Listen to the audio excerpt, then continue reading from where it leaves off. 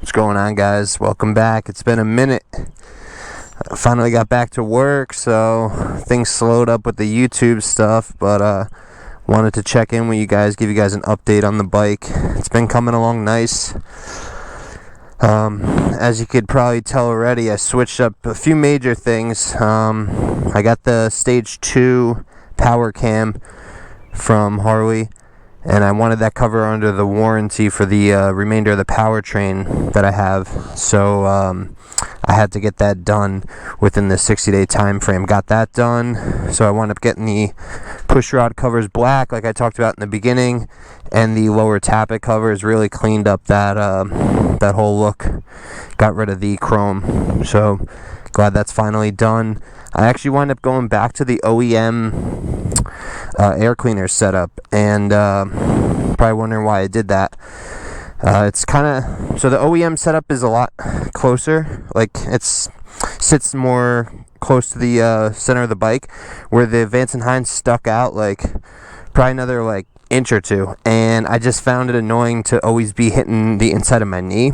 So for what I do, or for what I've been liking to do, like the drifting and the rollers and stuff, it kind of got in the way, so had to go. Obviously it probably performed better than this, but it's such a small difference at a stage 2 level. So what I did do is just put a Screaming Eagle filter element in there, so now that's washable and I can re-oil it and it looks good. I like that little pink accent on the bike. A lot of guys just like the white filter, but I like that K&N look, so did that. And then I switched up the exhaust. The Vance & Hines sounded great on the stock stage 1 setup, but it wasn't the sound I was looking for with the cam. And from what I heard, the cam and the TBR like complement each other really well, and it sounds a lot nicer in my opinion. Now, personally, I didn't like the TBR on a stage 1 setup with the stock cam. I think it didn't have much character to it. It was just really loud and hollow. But when you add the cam and the new lift of the cam, goes really well with like an open exhaust like this. So I think as a package deal, it's killer. But if I were to just say, scrap the cam and have an OEM cam, then I would have kept the Vance & Hines. So, some guys like it, some guys don't. Personally, the TBR sounds really good with a cam. Today I actually just got my Saddleman in, which I've been waiting for almost 2 months now. So I got that from Rogue Rider. Got their little stitching in there. I went with the white over here. I didn't want to do full white. Thought it was like way too busy. But I do like the little white accent, and I'm probably going to put the white lettering back on the tires. And that brings me to my next thing. I wound up getting in a screw in the rear. Thankfully, I have the wheel and tire package that I purchased, so got hooked up with some new Metzler Cruise Techs, which are blow the factory hardware away. The OEM Scorchers are straight garbage. I don't care what anyone says. They're hard. They give you like a vibration. Most guys get like a vibration. They don't balance out well. I don't know if it's just a few bad batches that came on these bikes, but it's a pretty common problem for guys with these bikes. So ditched those, got these super sticky. They look a lot better. I like the pattern on them. They heat up a lot better, smoother over bumps and everything. I mean, overall, it's just a better tire. I'm pretty sure they're even a little cheaper than the OEM stuff. So Metzler Cruise Techs went OEM sizing, and this rear tire definitely looks beefier than the 180/70 that came on from the factory. I don't know, maybe it's got like a little deeper tread pattern. I don't know, but it looks beefier. I like it a lot. What else? Did the Bung King crash bar passenger setup. Did the grip tape on it because it looks sick with the wrinkle. It matches that.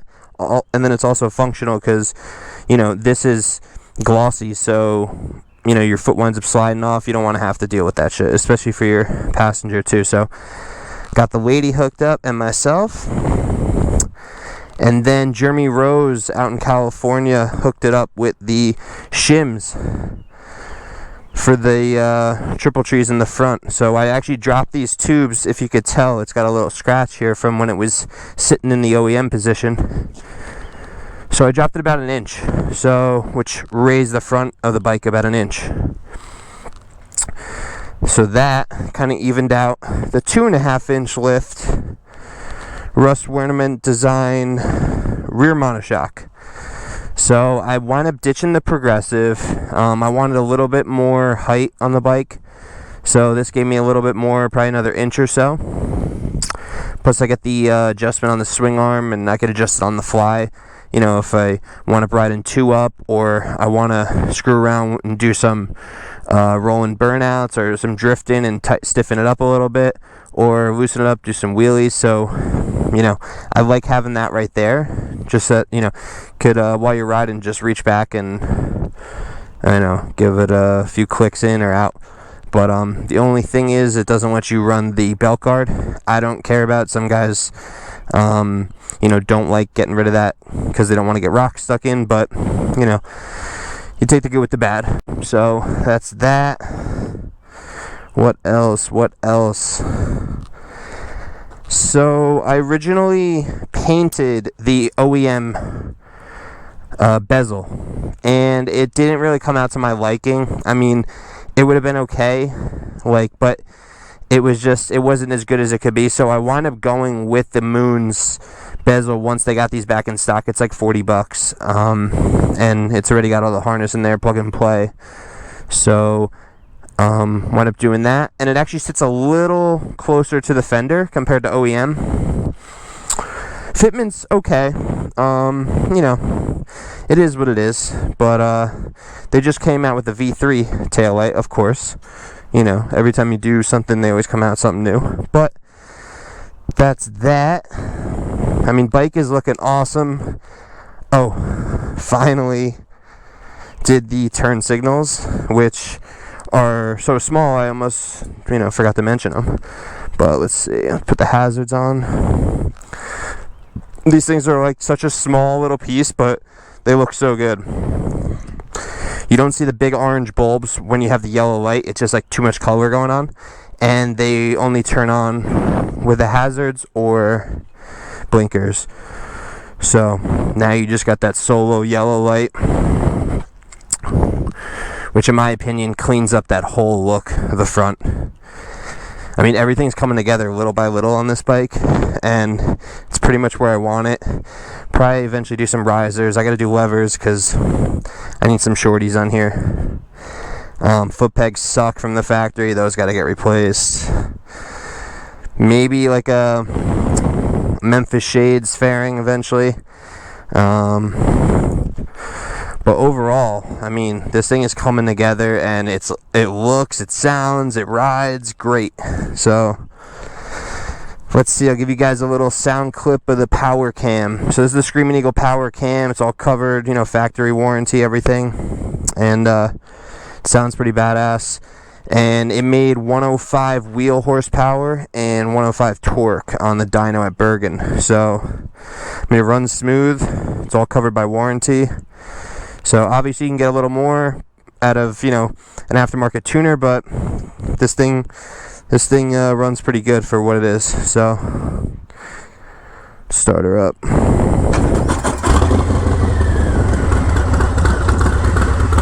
She got a nice little lope.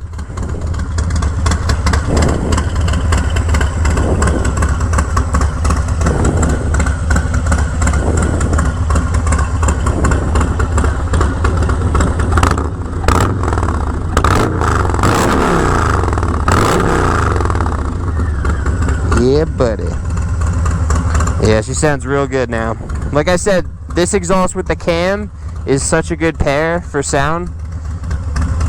I mean, the Vance & Hines would have sounded good. This just like really opened it up. And I probably lost a little bit of torque because this is a shorter pipe.